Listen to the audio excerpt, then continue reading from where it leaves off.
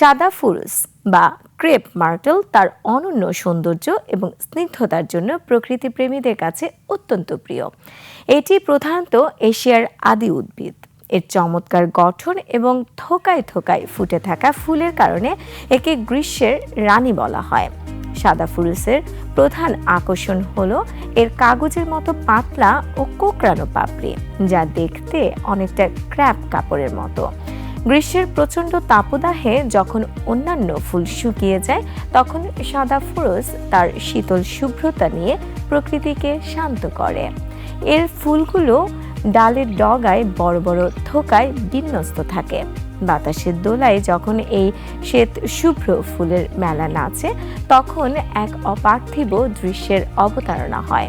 শুধু ফুল নয়, এই গাছের মসৃণ এবং রূপালী ধূসর রঙের কাণ্ড অত্যন্ত দৃষ্টিনন্দন। ফুরুস মূলত লাইট্রেসি পরিবারের অন্তর্ভুক্ত। রঙের ভিন্নতা অনুযায়ী এর অনেক প্রজাতি রয়েছে।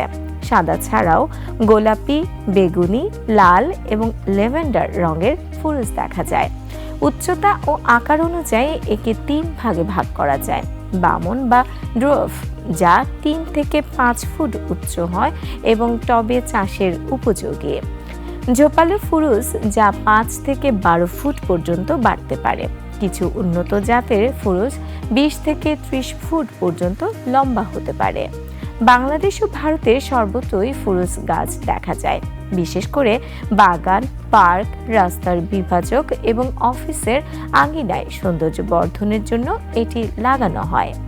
এটি রৌদ্রোজ্জ্বল পরিবেশ এবং সুনিষ্কাশিত মাটি পছন্দ করে।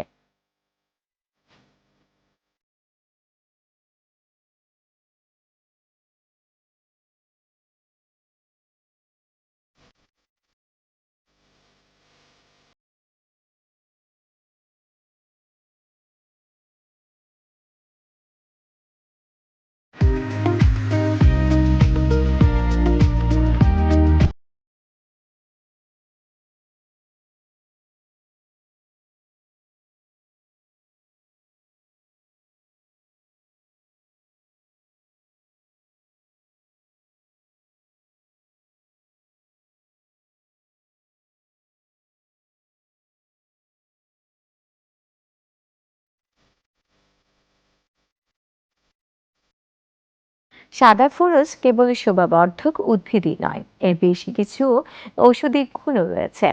এর গাছের ছাল ও পাতার নির্যাস জ্বর উপশমে এবং রক্তক্ষরণ বন্ধ করতে ব্যবহৃত হয়। শিকড়ের কাঠ অ্যাস্ট্রিনসেন্ট হিসেবে কাজ করে। কিছু গবেষণায় দেখা গেছে এর পাতায় এমন কিছু উপাদান রয়েছে যা রক্তে শর্করার মাত্রা নিয়ন্ত্রণে সহায়ক হতে পারে। সহজ পরিচর্যা এবং দীর্ঘ সময় ধরে ফুল দেওয়ার ক্ষমতার কারণে সাদা ফুরুস বাগান বিলাসীদের প্রথম পছন্দ। এটি যেমন পরিবেশের ভারসাম্য রক্ষা করে, তেমনি তার শুভ্রতা দিয়ে আমাদের যান্ত্রিক জীবনে প্রশান্তি এনে দেয়।